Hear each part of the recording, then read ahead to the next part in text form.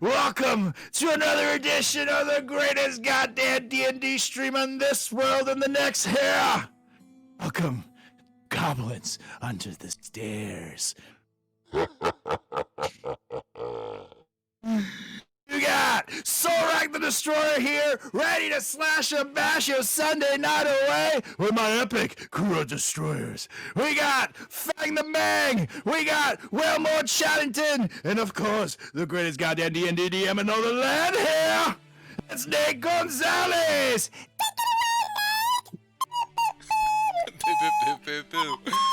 Ridiculous. Welcome everyone to tonight's Sunday night edition of Goblins on the Stairs, night 84, and we are here sailing over the sea on our way to the Trackless Sea and the Purple Rocks to try to find that ship Morkoth with Hecaton on board. And so, give you guys a quick little refresher of what happened the last time, what led you guys to this point. And we'll jump into this thing because we've got a night ahead of us and excited to get to where we're getting to. So the last time we were together, you guys had formulated some sort of plan to try to weasel some information out of Lord Dryland, because you've noticed that he was definitely withholding some stuff. After a bit of back and forth, trying to figure things out, collecting some papers and whatnot, you guys were able to pull some information from him that he was a member of the Kraken Society, a organization that seems to pledge allegiance to some sort of old god, it seems to be, and that he was being directed by, and his society being directed by Imrith, the Doom of the Desert. And with this information pooled and whatnot, you guys decided to head on out of the Grand Dame and make your way back to Kolbaz's spot in Yartar to get some rest. Spoke to him a little bit, kind of went back and spoke about the Seven and a bit more about what Talavar and kind of his obsessions and plans back in the day were, and seemingly leading forward currently. You guys learned that possibly Usit the Aboleth could be working under this great old one, Slarkrathel, the one that these cultists of the Kraken Society pledged to. And also learned and remembered a little bit more about each one of these members of the Seven, each one of these seven wizards, and kind of what their specialties are. And with all this information, you guys took a nice long rest, got some sleep, traveled over to Waterdeep from the teleportation circles, collected some money at the Wrecking Crew Tavern, saw a little Zeke there, and ran out of town quite quickly and found the airship and took flight, heading towards this trackless sea of Purple Rocks. And you guys have made it now about 2 days worth of travel with not too much trouble on the sea quite yet, as you guys are flying through the air.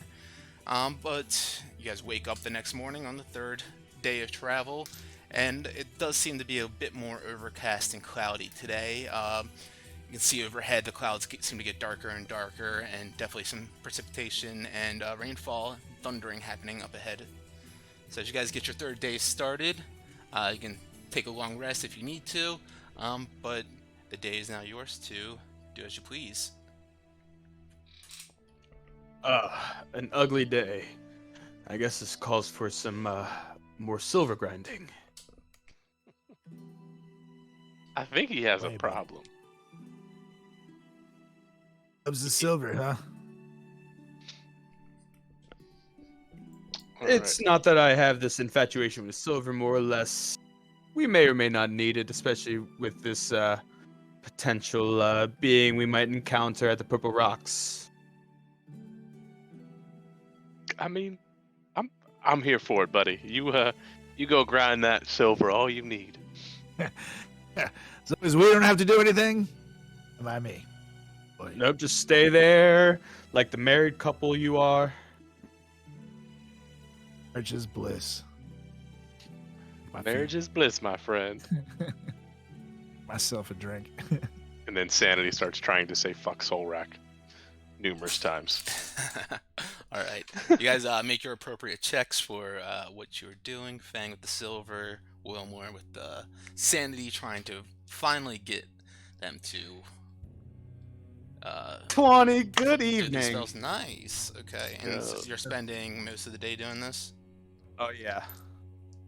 It's a relatively cool overcast, so 15. the bright sun isn't really making me any more fatigued. Okay. So yeah, throughout the whole day, then Fang, you would get 240 gold pieces worth of silver grinded up, Yeah. and as you're just really working it and trying to get as much done as you can on this rainy, kind of cloudy day. Wilmore, the 15, yeah, you finally seem to make some progress with Sanity here. Getting him to go through and actually enunciate these words and get them out clearly. Go ahead and roll. Actually, I'll roll for you. You can get 4 hours worth of practice on Sanity today. Good little baby.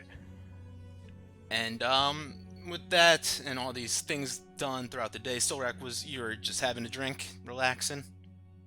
I'm gonna chill. I know that it's gonna be hell of us. So myself a drink. Ponder things. Love it. As Solrak, you've been sitting back throughout the day and having yourself a drink, and you got Brutus laying next to you and kind of just relaxing and licking his paws and just, laying out on the deck. You guys are trying to avoid most of this rain that you guys see going out ahead, and Dell steering the ship around, trying to avoid all these dark clouds and thunder and lightning up ahead. Seem to be doing a decent job making it through with a 17 on the dice. And you guys get through, weaving through all these dark clouds, and still getting a bit wet up here, and smell a bit of the lightning and the rain that kind of lingers in the air. But then Silrak, you get a little bit more of like an acrid smell lingering in the air as well. You said acrid? Acrid, yeah, like kind of like acidic. Okay, so we're gonna take a smell around and see it's coming just all around the air or somewhere in particular. You can make a perception check with advantage to see if you can pinpoint that. At 20, bitch. Yeah. Awesome. Beautiful. It seems to be kind of just a lingering smell that, just like as you guys are drifting through the air, you can see the sea down below you and the waves crashing up. Seem to like almost pass through, almost like a greenish fog. It's hard to even make out through the darkness of the evening here, but with your perception being so good as it is, actually that was a persuasion. Yeah, it would have been even higher than that because your perception is higher than your persuasion. But all good. No, you notice that you guys are kind of almost in this greenish cloud right now, like the foggy mist. I look around this gross cloud, warn the others. Gents, I don't know what kind of air we're breathing here, but careful. I don't know if this is poisonous. Yeah, I don't know what this is. Definitely be careful. Say, does it have a smell by any chance, Solrak, that might be particular, like one that you've smelled before? With your natural 20 perception, I'd say that, let's see, have you? Not exactly, no. This smells worse than the time that remember we went to that restaurant and I ate like 2 old deer. Afterwards, I had to go in the woods. Oh, it's really bad. This is worse. We never encountered anything like this. Regardless, I think we need to be playing Maybe we safe. should go downstairs and see if we can get out of the fog a little. That's a smart move. And Dell, while we do that, have your men get on the mounts there. The turret. the gun, whatever it is. Actually, gonna ask them. Have you guys ever smelled anything like this? Normal.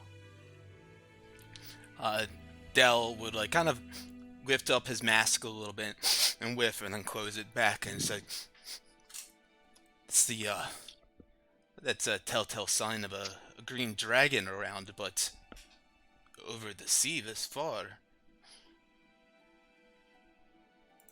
Look over at everybody else. Should and all the weapons. Stay put.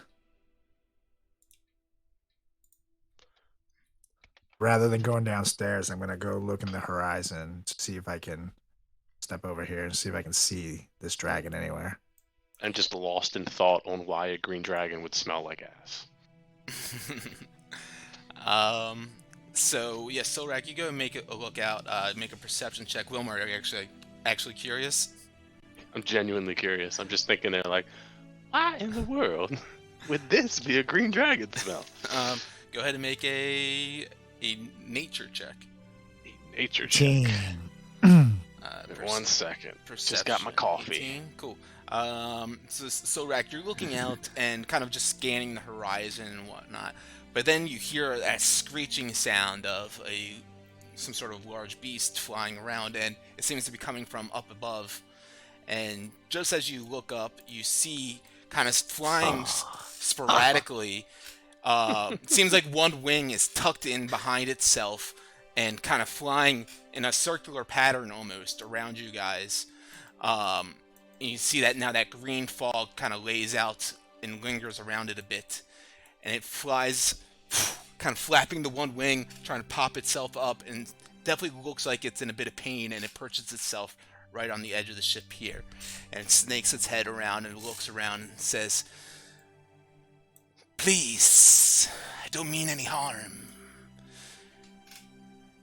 Can any one of you help me here?" And he looks out at his wing, and you can see there's a large chunk taken out of one side of it, and part of the wing looks like it's like severed from his abdomen, his body. Hold get your fire, close. guys. And Yeah. I go over to it and cast Cure Wounds as I'm just kind of massaging like its broken wing, and you see just like the lights kind of start to heal it. That wound starts to go away a little bit. But And, as I'm doing that, I just kind of whisper, "After I do this, you must flee." And let's see, Cure Wounds. Oh yeah, he gets 11 health back. Cool. So you lay your hands on him and cure him up a bit, and you see that. Whoops, I hit the wrong button. You see part of the wound where his wing seems to be severed from his body, it's bleeding down, seems to start magically healing over, and it's kind of like forming new flesh and scales over itself to kind of push that and pull it back together. And he looks at you and kind of just like flaps it up and down a little bit, trying to get that strength and movement back.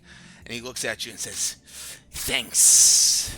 It's very helpful, but you wouldn't happen to help me out a bit more, you see?" And he kind of gestures over to the large chunk that's still taken from his flesh. Still looks like he's hurt a decent amount here, even though you did cure him a little bit. All this is happening. I'm in the back. What happened to you, buddy? Just about to ask. There was one of those large birds, what they call a rock. We got in a fight, tussle or two, and came at me. Just got a large bite out of my flesh. How far away was this rock? Near? Yeah, I'm kind of walking up to him now. It's been about... I'm sorry, it was not a rock, a vrak. This strange, demonic bird. It was maybe an hour ago. Got a potion of healing. I'm gonna say, well, old friend, I give you this. Change. Ask that you stay with us. As this beast comes back. A little backup and take him out together here. You see Dell standing behind the wheel. He's eyeing curiously. Solrak, we'd prefer he'd not stay with us. The dragon kind of stakes his head and turns around to Dell and kind of snaps at him. And he sniffs the air. You serve the old snarl Klaus, do you? Oh. He served no one. Giving us a ride. Hell, you said that we could do things our way. Appreciate. Stay out of this, please. All due respect. Toss the dragon. Potion. Yeah, make a persuasion with advantage as you're using this potion as well. He seems to be staring with his green eyes glowing right at Dell behind the wheel. 14. 14. He sees you in his periphery, handing up this potion. He recoils back a bit and then extends his head back down towards you. Says, "That will suffice." From 7 back. All right.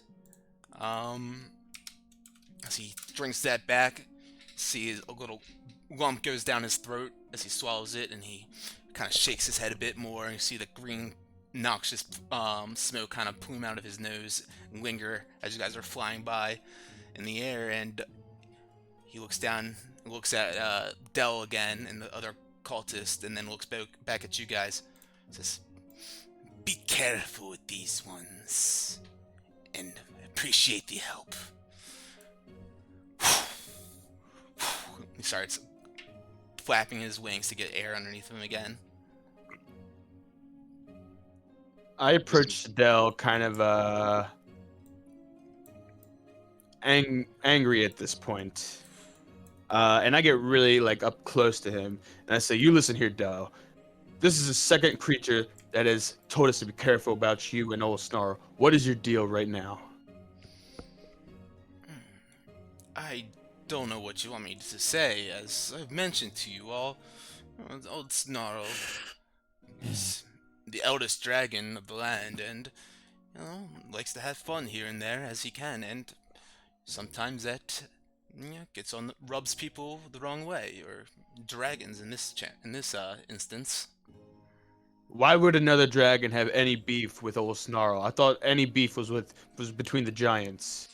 Oh, us those dragons are very solitary beast, and I mean, especially a green and a red one, ancient red, as old Snarl would never get along with such a weakling, a wormling. But nevertheless, most dragons, as I mentioned, as they get older, of course, they tend to be a solitary beast.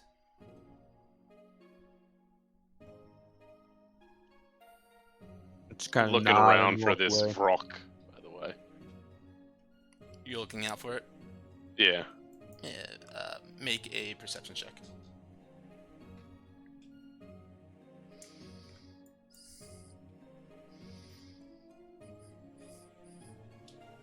Deuces. 22. Nice. As the dragon flew away, you guys seem to notice that green cloud seemed to linger beyond it and disappear with it, and that acrid smell seems to disappear as well. But further up ahead, Wilmore, as you guys are flying, you seem to notice that the night sky, or the evening rather, it's getting darker and darker. The clouds seem to be getting heavier and more full of rain, and you hear some thunder and sees some bright flashes of lightning in the distance. No sign necessarily of a flying creature, though, but you do seem to notice that the weather seems to be getting a little bit more dangerous up ahead. As the dragon goes away before it's out of range, I cast a message at it and I go, "Have a good day, buddy." Just flying behind and doesn't really even pay you any attention, just keeps on flying away. Just mutter to myself, dick. And well, guys, I think the weather, we may want to batten down the hatches a little bit here, gentlemen. I agree. And but yourself, we know what a green dragon smells like. Smells like shit. And gents, as I'm whispering, I think we need to be careful about Dell and his crew. Again, this isn't the only creature that has said something about us having to be careful about them. I don't know what their intentions are. It hasn't steered us wrong at this point, but I feel as if down the road it might come back to haunt us. I hope not, though. But yes, I do agree we should batten down the hatches at this moment. Completely agree. I go down to like the storage room to see if like there are any empty vials or just vials in general. Yeah, you can go on down there and search around a bit, and yeah, easy enough, you would find maybe a small case of 6 vials.